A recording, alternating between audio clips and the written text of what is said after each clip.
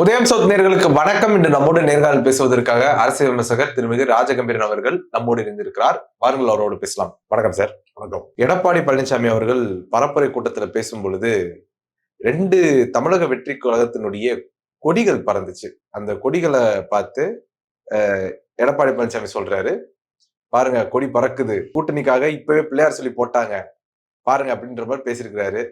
அதிமுக தாவேகா கூட்டணியில இணையுமா அப்படிங்கிற ஒரு பார்வையை ஏற்படுத்தியிருக்கு. எப்படி பாக்குறீங்க? தாவேகா கொடியை கொண்டு வந்து அதிமுக கூட்டத்துல ஒருத்தர் வந்து கொடியசைக்கிறார் என்றால், இப்ப திமுக மாநாடு நடக்குது, அங்க போய் ஒருத்தன் ஒரு 4 பேர் சேர்ந்து போய் அதிமுக கொடியை கொண்டு போய் அசைக்கிறான்.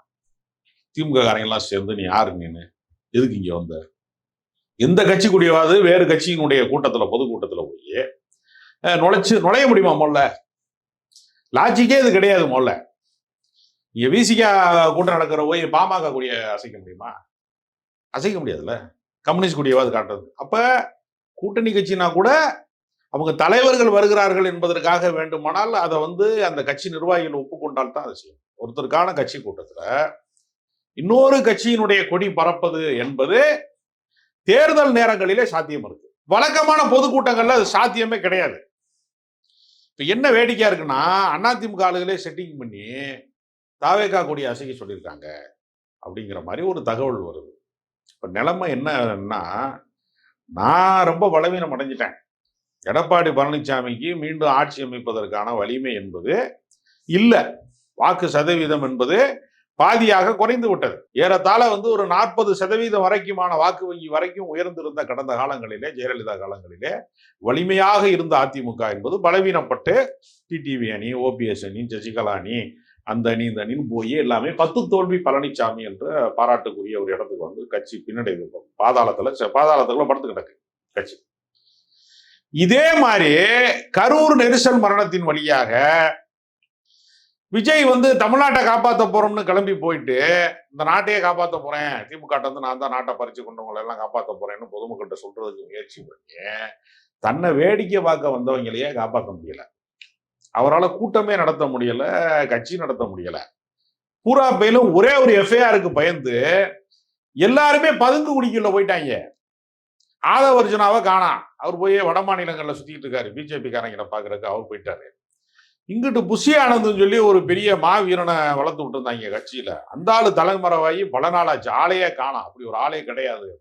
3 போன் வச்சிருக்கிறானா புஷி ஆனந்த். 3 போனுமே சுவிட்ச் ஆஃப்ல இருக்கு. அவர் வந்து எப்படி வாழ்றாரு தலைமுறை வாழ்க்கை. அதாவது பெரிய நக்சல் பாரிகள், புரட்சியாளர்கள்லாம் வந்து ஆயுத போராட்டத்திற்கான குழுக்களை எல்லாம் வந்து உருவாக்கி, நக்சலைட்டுகள்லாம் ஆயுத பயிற்சி எடுக்கிறார்கள். அவங்க எல்லாம் தலைமறைவா இருக்கிறாங்கன்னு ஒரு காலத்துல வந்து நம்ம கேள்விப்பட்டிருக்கோம். அது மாதிரி ஏதாவது நக்சல் பாரி மூவ்மெண்டா வந்து தாவேகாவை மாத்திட்டாங்களா அப்படின்னு பார்த்தா ஒண்ணுமே இல்ல. ஒண்ணுக்கு ஆகாதவங்க.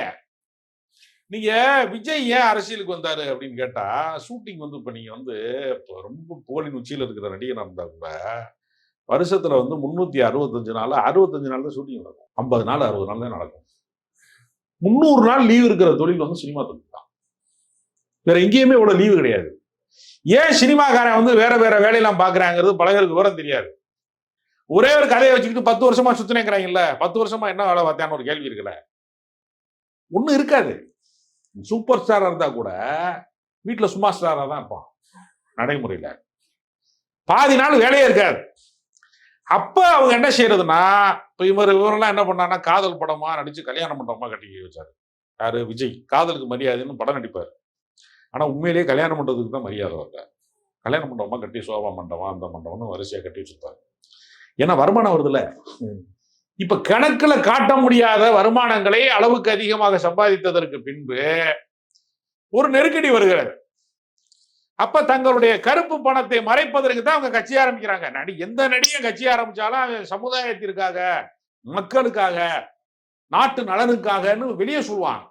இப்ப கங்கனா ரணாவத்தை கொண்டு வந்து என்ன செஞ்சாங்க, இந்தூர் தொகுதியில போட்டியிட வச்சு எம்பி ஆக்கிட்டாங்க. அது கேட்குதான் கங்கனா ரணாவத்து, என்ன பார்லிமெண்ட்டுக்கெல்லாம் தொடர்ந்து போகணுமா, நான் எப்படி ஷூட்டிங் போறது, டைம் வேஸ்ட் ஆகுது எனக்கு, நான் மேக்கப் பண்ணி போறதுக்கு பார்லிமெண்ட்ல வந்து அதுல போய் எல்லாம் செஷன்லாம் அட்டன் பண்ணணுமா அப்படின்னு அது கேட்கலாம். அப்ப இந்துத்துவ கொள்கையை காப்பாத்துறதுக்காக இந்தியாவை காப்பாத்துறதுக்காக, அகண்ட பாரதத்தை உருவாக்குவதற்காக, ஆர்எஸ்எஸ் கோட்பாடுகளை காப்பாத்துறதுக்காக கங்கனா ரணவத்தை கொண்டு வந்து இறக்கி விடுறாங்க. ஒரு ஷோ காட்டணும் மக்கள்கிட்ட. இப்ப நீங்க ஜவுளி கடைக்கு போனீங்கன்னா ஒரு பொம்மை வந்து வரவேற்கிறதுல உங்களை சேலையெல்லாம் கட்டி வச்சிருக்காங்கல்ல. எல்லா இடத்துலயுமே ஒரு ஷோ காட்டுறதுக்கு ஒரு ஆள் வச்சிருப்பாங்க.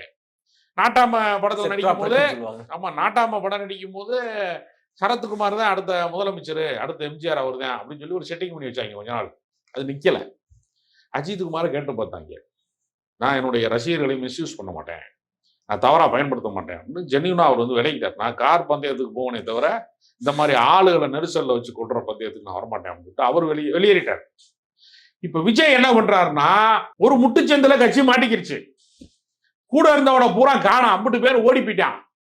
இப்ப என்ன செய்யறதுன்னு தெரியல. ஆதவர்ஜனா போய் டெல்லியில போய் எல்லாரையும் பார்த்து பாஜக வந்து கட்சியை கொண்டு போய் அடமானம் வைக்க தேவையில்லை.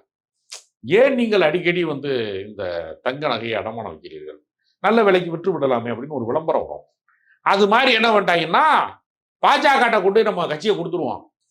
ஏன்னா இங்க ஒரு அருண்ராஜ் ஐஆர்எஸ்னு ஒரு அதிகாரி இருக்கார். அவர் ஒரு ஆள் தான் வெளியே தலை காட்டுறாரு. ஏன் தலை காட்டுறாருன்னா, அவர் ஆர்எஸ்எஸ் ப்ராடக்ட்ல இருந்து வந்திருக்காரு. அவர் சித்தாந்தம் வந்து வலதுசாரி சித்தாந்தம். அவர் இலவசங்கள் கூடாது, சமூக நீதி கூடாது அப்படிங்கிற ஒரு கருத்து கொண்டவர். அவரை யாரெல்லாம் இயக்குறாங்க அப்படின்னு ஒரு கேள்வி இருக்கு. அதனால விஜய்க்கு இனி அரசியல் என்பது கிடையாது. விஜய் நான் தான் முதலமைச்சர் வேட்பாளர் அப்படின்னு இனிமே சொல்ல முடியாது. நான் சொல்றது நீ கேள்வி பார்ப்பீங்க. எடப்பாடியே சொல்ல முடியலையே நான் தான் முதலமைச்சர் வேட்பாளர். அதிமுகவிலே இருந்து ஒரு முதலமைச்சர் வருவார் அப்படின்னு தானே அமித்ஷா சொல்றாரு. அதிமுக இருந்து ஒரு முதலமைச்சர் வரனா அப்புறம் கேடி ராஜேந்திர பாலாஜி முதலமைச்சர் ஆகிட்டாங்கன்னா என்ன பண்றது? மோடி எங்கள் டாடின்னு அவர் தான் பாட்டு பண்ணாரு, சூப்பரா பாடினார். அவரு காஷ்மீர் பியூட்டிஃபுல் காஷ்மீர்னு ஒருத்தர் பாடினாரு. இப்படி ஆரம்பிச்சிட்டாங்கன்னா என்ன பண்றது அப்படின்னு ஒரு கேள்வி இருக்காரு. அப்ப அதிமுகவில இருந்து ஒரு முதலமைச்சர், அப்ப பெரிய அரசியல் கட்சியாக இருக்கக்கூடிய அதிமுகவைய பொட்டி பாம்பா சுருட்டிட்டாங்க. விஜய்லாம் ஒரு ஆள் கிடையாது, தண்ணி பாம்பு, அடிக்க வேண்டிய அவசியம் கூட கிடையாது. பாம்பை வச்சு இனிமே படம் காட்டலாங்கிற மாதிரி, ஒரு வித்தை காட்டலாங்கிற மாதிரி ஒரு முடிவுக்கு வந்துட்டாங்க. இப்ப அவங்க நிலைமை என்ன ஆகி போச்சுன்னா, இனிமே ஒண்ணுமே பண்ண முடியாது. சினிமால தான் ஹீரோ, அரசியல்ல இனி ஹீரோவா இருக்க முடியாது. அதனால மரியாதையா பாஜக சொல்றதை கேட்டுக்கிட்டு சிபிஐ விசாரணைக்கெல்லாம் ஏற்பாடு பண்ணி கொடுக்குறோம் உச்ச நீதிமன்றத்தின் வழியா. இப்படி உன்னை குற்றமற்றவர், நெரிசல் மரணத்துக்கு காரணமே என்னன்னா, அவங்க கூட தற்கொலை பண்ண வந்தவங்க, அவங்க தெரியாம செத்துட்டாங்க. அவங்க சாகுறது அவங்க தலையெழுத்து, கர்மா, விதி. இல்லைன்னா அவங்க ஏன் சாகுறாங்க அப்படின்னு ஏதாவது நாங்கள் சொல்லிக்கிறோம். கோர்ட்டை வச்சு ஆளை வச்சு சொல்லிக்கிறோம், விசாரணை மையத்தை வச்சு ஏதாவது சொல்லிக்கிடுவோம். கவலைப்படாத.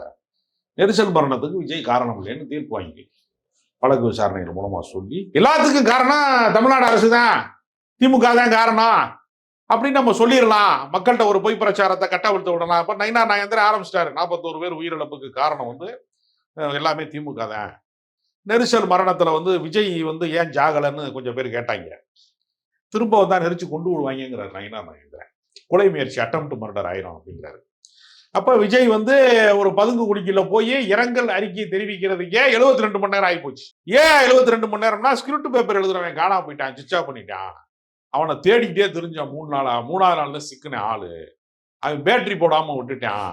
அந்த கூட்ட நெரிசல்ல அவன் என்ன பண்ணிட்டான், அந்த இதை தொலைச்சு விட்டான், பவர் பேங்கை தொலைச்சு விட்டான், சார்ஜ் போடாம விட்டுட்டான். 3 நாள் கழிச்சு தான் கூட்டிட்டு வந்தாங்க. விஜய்க்கு சொந்தமா எதுவுமே கிடையாது, மூளை கிடையாது, சொந்தமா எதையுமே சொல்றது கிடையாது. கொஞ்ச நஞ்ச அறிவு இருக்கிறவன் ஒருத்தர் 2 பேர் இருந்தாங்க. சில பேர் போய் நான் அறிவூட்ட போகிறேன் அப்படின்னு சொல்லிட்டு இந்த ஐயனாதன் மாதிரி பத்திரிகையாளர்கள்லாம் கொஞ்சம் லைட்டா ட்ரை பண்ணி பார்க்கும்போது, அறிவு இருக்கிறவனுக்கு நாட் அலவுட் அப்படின்னு சொல்லி திருப்பி அனுப்பிட்டாங்க.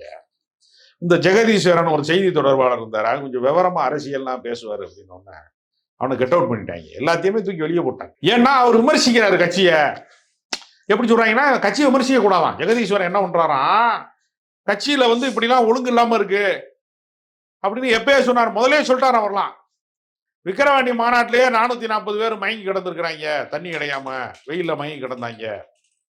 அதே மாதிரி நீங்க மதுரை மாநாட்டுல கொடிக்கம்பத்தை எப்படி சாக்கணுங்கிறத அந்த உலகத்துக்கு ஒரு பாடமா எடுத்து காமிச்சாங்க.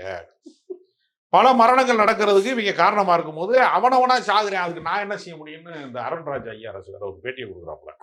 அவனா கட்சி விஜய பார்க்க வரோம்னு சொல்லிட்டு அவங்களாம் செத்து போயிடுறாங்க, அதுக்கு நாங்க என்ன செய்யறது அப்படின்னு கேட்குறாங்க. அதனால இப்ப கடைசியா என்ன ஆயிடுச்சுன்னா, எங்க தலைவர் சாதாரண தலைவர் கிடையாது விஜய். எல்லா வீடுகளுக்கும் அவர் சென்று விட்டாருங்கிறான். என்னடா செத்து 10-11 நாள் ஆச்சு, யார் வீட்டுக்குமே வரலையே அப்படின்னு கேட்டா வீடியோ கால்ல பேசுவாரு. அதனால இவங்க வீடியோ ஆடியோ கட்சின்னு இவங்க பேரை மாத்த போறாங்க. தமிழக வெற்றி கழகம் என்பது அல்ல, ஆடியோ வீடியோ கட்சி. இந்த சில பேர் சொல்ல தெரியுமா, எங்க இடத்துல நீங்கள் வந்து சவுண்ட் சர்வீஸ் சூப்பரா இருக்கும், எங்க சவுண்ட் சர்வீஸ் வச்சா நல்லா பாட்டு வந்து சவுண்டா வரும், அது மாதிரி இவங்க ஆயிட்டாங்க. வீடியோ கட்சி, ஆடியோ வீடியோ கட்சி நடத்துறாங்க இப்ப. அதனால வீடியோலயே பேசிட்டாரு அப்படின்ட்டு இவங்க கட்சியை வந்து வாட்ஸ்அப்ல தான் இவங்க அவங்களுடைய வரலாறு மொத்தமும் இருக்கு. வாட்ஸ்அப் அழிச்சிட்டாங்க அப்படின்னா ஒரு போனை சுவிட்ச் ஆஃப் பண்ணா கட்சியே சுவிட்ச் ஆஃப் ஆயிடும். ஏன்னா கட்சியை போனுக்குள்ளதான் நடத்திருக்கான். எங்க தளபதி தான் சிஎம் ஆவாரு, எங்க தளபதி தான் சிஎம் ஆவாரு அப்படின்னு கொஞ்சம் பேர் கத்திக்கிட்டே இருந்தான். எப்படிறான்னு ஒரு தாவேகாவுடைய ஒரு அணில் குஞ்சிட்ட நான் கேட்டேன். அவன் சொன்னா, இன்ஸ்டாகிராம்ல ஒரு எலெக்ஷன் வச்சு பாருங்க, எங்க தளபதி சிஎம் ஆகிறாரு. டேய், இன்ஸ்டாகிராம்ல எலெக்ஷன் வைக்கிறதுக்கு எலெக்ஷன் கொஞ்சம் ஒத்துக்க மாட்டாங்கடா. நம்ம கியூல 2 ஓட்டு போடணும், பட்டன் அமுக்கணும். அதுவே வடநாட்டுல பட்டன் அமுக்கணும் வேற இடத்துக்கு மாத்தி போற அளவுக்கு ரெடி பண்ணிருக்காங்க, சாதாரண விஷயம் கிடையாது அப்படின்னு சொன்னா, இன்ஸ்டாகிராம்ல ஐயா ஸ்டாலின் வந்து ஜெயிக்கிறாரா இல்லையா நாங்க பாத்துறோம் அப்படிங்கிறான். அது 75 வருஷ கட்சிடா. அவங்க ரொம்ப சமூக நீதி போராட்டத்துல இருந்து, இந்திய ஆதிக்க எதிர்ப்பு போராட்டத்துல இருந்து பல போராட்டங்களை கண்ட கட்சிடா. அது எமர்ஜென்சியை பார்த்த இயக்கம்டா. அது ஊர்ல இருக்கிற எல்லா மேம்பாலமுமே அந்த ஆட்சியில கட்டப்பட்டதுடா. தமிழ்நாட்டினுடைய வளர்ச்சி முகத்துல வந்து திமுகவுக்கு பெரும் பங்கு இருக்கிறது. மாவட்டம் தோறும் மருத்துவக் கல்லூரி கட்டியிருக்கான், ஆரம்ப சுகாதார நிலையத்துல இருந்து அடிப்படை கட்டமைப்பை உருவாக்கிய கட்சிடா. நீ சும்மா போய் கைய கால ஆட்டிலாம் ஒண்ணும் ஆகாதுடா அப்படின்னு சொன்னோம்னா தளபதி தளபதினு கத்துறான். ஸ்டாலின் பேரும் தளபதி தான்டா, தளபதி ஆட்சி தான் மறுபடியும் வரணுங்கிற, அதுதான் வரப்போகுது. திராவிட மாடல் ஆட்சி தான் 2வது முறை வரப்போகுது. நீ சொல்றதும் தளபதி ஆட்சி தான். அது இந்த தளபதி கிடையாது, அவர் சினிமாவுக்கு தான்டா தளபதி, அரசியலுக்கு ஒரு தளபதி கிடையாதுடா அப்படின்னு சொன்னோம்னா அவன் கேட்க மாட்டேங்கிறான். போய் நெரிசல் மரணத்துல மாட்டிக்கிட்டாங்க, பாஜக பிடிக்குள்ள சிக்கிட்டாங்க. இப்ப நிம்மதியா இருக்கிறார் எடப்பாடி பழனிசாமி. ஏன்னா நான் தான் எம்ஜிஆர்னு நீ எவனும் சொல்ல முடியாது, இனிமே எம்ஜிஆர் நான் தான் அப்படின்னு எடப்பாடி சொல்றாரு. அதனால ரெட்டலைக்கு ஓட்டு கேட்கறதுக்கு எப்படி இந்த விந்தியாவை கூட்டிட்டு போறாங்க ஏடிஎம்கே மீட்டிங்ல, கொள்கை பரப்பு செயலாளர் விந்தியா. என்ன கொள்கை அதுக்கு தெரியும் தெரியல, அதை கூட்டிட்டு போறாங்க. சங்கமம் படம் ஓடி இருந்துச்சுன்னா அது வேற ரூட்டு வேறையா போயிருக்கும். படம் ஓடாதனால விந்தியாவை கூட்டிட்டு போய் ஒரு இடமா பிரச்சாரம் பண்ண சொல்றாங்கல்ல, அதனால இப்ப இந்த விந்தியா இடத்துக்கு விஜயை கூட்டி போறாங்க. கூட்டு போய் ரெட்டலைக்கு ஓட்டு போடு, தாமரைக்கு ஓட்டு போடு, இந்த பக்கம் ரெட்டலைக்கு ஓட்டு போடுன்னு சொல்லிட்டு ரோடா சுத்த போறாங்க. அதனால இனி வந்து இவர் வந்து இவருடைய இமேஜ் சரித்து விட்டார். இந்த 41 நெரிசல் மரணத்திலே வந்து உயிர் இழந்தது அந்த பார்க்க வந்த பார்வையாளர்கள் மட்டுமல்ல, தாவேக்காவும் அந்த செத்து கிடந்திருக்கு. அதை போஸ்ட்மார்ட்டம் பண்ணாம விட்டாங்க இந்த கவர்மெண்ட். இந்த தமிழ்நாடு அரசு செய்த ஒரு மாபெரும் துரோகம். தாவேக்காங்கிற கட்சியை போஸ்ட்மார்ட்டம் பண்ணாம விட்டாங்க. அது பணமா கிடக்குது, பனையூர் பங்களாவில் செத்து கிடக்கு அந்த கட்சி. தூக்கிட்டு வந்து போஸ்ட்மார்ட்டம் பண்ணணும். போஸ்ட்மார்ட்டம் பண்றதுக்கு இப்ப பாஜக ரெடி ஆயிட்டான், திமுக செய்யாம விட்டதுனால. அவங்க போஸ்ட்மார்ட்டத்தை பண்ணி ரிப்போர்ட்டை கொடுத்துருவாங்க தேர்தலில். அதனால அணில்களினுடைய தற்கொலை கழகம் வந்து கலைக்கப்பட்டிருந்த தேர்தலோட. அவர் அடுத்து என்ன செய்ய போறாரு விஜய், அடுத்து என்ன செய்ய போறாரு, அரசியல்ல அதை ஒன்றும் செய்ய மாட்டாரு. ஷூட்டிங் போயிடுவார், திரும்ப அடுத்த படத்தை கமிட் பண்ணிட்டு போயிட்டே இருப்பாரு. இதுக்கெல்லாம் அவர் கவலைப்படுற ஆள் கிடையாது. இதுல கட்சியை வந்து அடுத்த ஆள் யாராவது எடுத்து நடத்துவாங்க, அப்படித்தான் நானும் நினைச்சேன். திரிஷா கல்யாணம் ஆக போகுது, கட்சி நடத்துறது அது வராது சார். இதெல்லாம் எதிர்பார்ப்ப நான் சொல்றேன். நான் வந்து திரிஷா இந்த நாட்டுக்கு முதலமைச்சர் ஆகக்கூடாதுன்னு ஏதாவது அரசியல் சாசனத்துல ஏதாவது அம்பேத்கர் எழுதியிருக்கிறாரா? திரிஷாவை முதலமைச்சர் ஆகக்கூடாதுன்னு எழுதியிருக்காரா சாசனத்துல? யார் வேணாலும் முதலமைச்சர் ஆகலாம், யார் வேணாலும் எம்எல்ஏ ஆகலாம், யார் வேணாலும் எம்பி ஆகலாம் அப்படின்னு தானே எழுதியிருக்கிறாரு. திரிஷா முதலமைச்சர் ஆகக்கூடாதுன்னு அவர் எங்கனக்குள்ள எழுதியிருக்கிறாரு. அதனால இன்ஸ்டாகிராம்ல அதுக்கு ஒரு எலெக்ஷன் வச்சு விடுவோம் அப்படிங்கிற மாதிரி ஒரு நிலைமைக்கு வந்துட்டாங்க. அதனால இப்ப எடப்பாடி கம்பெனி வந்து ரொம்ப சந்தோஷமா இருக்காங்க. இனிமே நமக்கு எதிரி கிடையாது, நான் தான் அதிமுக, எம்ஜிஆர் எங்க ஆளுதான், எம்ஜிஆர் வளர்த்த கட்சியை நீ என்னம்மா வளர்த்து வச்சிருக்க நீனு அப்படின்னு எடப்பாடியை பார்த்து ஒரு 3 நாளைக்கு முன்னாடி கேட்டார். நெரிசல் மரணம் நிகழ்ந்ததற்கு பின்பு இப்ப எதையுமே அவர் கேட்கிறாருல. கொடியை ஆட்டினா எங்க கொடியை ஆட்டக்கூடாதுன்னு சொல்றதுக்கு ஆள் இல்ல, அது ஏன் கட்சி தான் சொல்றதுக்கும் ஆள் இல்ல. எல்லாருமே தலைமறைவாக இருக்கிறான். தலைமறைவு இயக்கங்களாக இது மாறிடுச்சு. இந்திய அரசியல் வரலாற்றிலேயே வந்து கம்யூனிஸ்ட் கட்சி வந்து தலைமறைவு இயக்கமாக இருந்ததை நம்ம படிச்சிருக்கோம். நல்ல கணையெல்லாம் தலைமறைவாக இருந்தாங்க. அதுக்கு பின்னாடி நம்ம தமிழக வெற்றி கழகம் தான் தலைமறைவு இயக்கத்துல முக்கியமான இடத்தை பிடிச்சிருக்குன்னு சொல்றாங்க கொஞ்சம் பேர். அதுக்காக அவங்களும் இவங்களும் ஒன்னான்னு சொல்ல முடியும். ரெண்டும் ஒண்ணு கிடையாது. இது அவங்க தலைமறை ஆயிட்டு வெளியில கட்சி நடத்திட்டாங்க. இவங்க தலைமறை ஆகி கடலுக்கு கீழே கொண்டு போய் கட்சியை கொண்டு போய் அடியில கீழே புதைச்சிட்டாங்க. கடலுக்கு அடியில் ஒரு கட்சி இயங்கி கொண்டிருக்கிறது. அதுதான் நான் ஒரு ஆலோசனை சொல்றேன். தனி விமானத்தில் போவதை தவிர்த்து விட்டு விஜய் அவர்கள் ஒரு நீர்மூழ்கி கப்பலை வாங்கி கட்சியை ரகசியமாக நடத்த வேண்டும். பகிரங்கமா நடத்துறதுனாலதான் கூட்டம் வருது. கூட்டம் வர்றதுனால நெரிசல் வருது. நெரிசல் வர்றதுனால பல உயிர் பலிகள் ஏற்படுது. குழந்தையெல்லாம் நெரிச்சு கொண்டு விட்டாங்க. பெண்கள் நெரிசல்ல இறந்துட்டாங்க. இந்த துயரத்துக்கெல்லாம் சினிமால எல்லாம் இந்த மாதிரி ஒரு சீன் இருந்துச்சுன்னா அவர் எல்லாரையுமே காப்பாத்திருப்பாரு விஜய். நிஜத்துல அவர் முன்னாடி செத்து விழுந்தவங்க, தண்ணி தாகத்துல விழுந்தவங்க ஒருத்தரை கூட அவர் காப்பாத்தல. அதனால விஜயனுடைய அவருக்கு அரசியல்ல அவர் ஒரு ஜீரோ. சினிமால தான் ஒரு ஹீரோ, அரசியல்ல ஜீரோ. அதனால அவர் வரலாற்றை முடிச்சு விட்டாங்க. தனக்குத்தானே யானை தன் தலையில் தானே மண்ணை போட்டு கொண்டு சொல்ற மாதிரி தனக்குத்தானே சொந்த காசுல சூனியம் வச்சுட்டாங்க. கரூர்ல 30 விழா நடந்துச்சு, திமுக மாநாடு நடந்துச்சு. அவங்க மாதிரியே நாங்க கூட்டத்தை கூட்டுறோம் சொல்லித்தான் 7 மணி நேரம் தாமதமா கால தாமதத்தின் வழியாக விஜய் வந்தார் என்பது போய் விஜய் ஒரு காலனாக வந்தார். யமனா வந்துட்டாரு. யமனுக்கு வாகனம் எறும்பு மாடு. அது பழைய புராண கதை. அவர் வஞ்சிருக்கிறாரே சொகுசு பேருந்து, அதுதான் அவருடைய மரண வாகனம். அதனால மறுபடியும் விஜயை கூட்டிட்டு வந்துறாங்க அப்படின்னு பொதுமக்கள் பதறக்கூடிய இப்ப பெற்றோர்கள்லாம் பிள்ளைகளை பிடிச்சி வச்சுக்குவாங்க. விஜய் வர்றாராம், போயிடாத உயிர் போயிடும் அப்படின்ற மாதிரி ஒரு நிலைமையை கொண்டு வந்தாங்க. உங்களுடைய நேரத்தை ஒதுக்கி எங்களோட கருத்துல பந்தமைக்கு நன்றி சார்.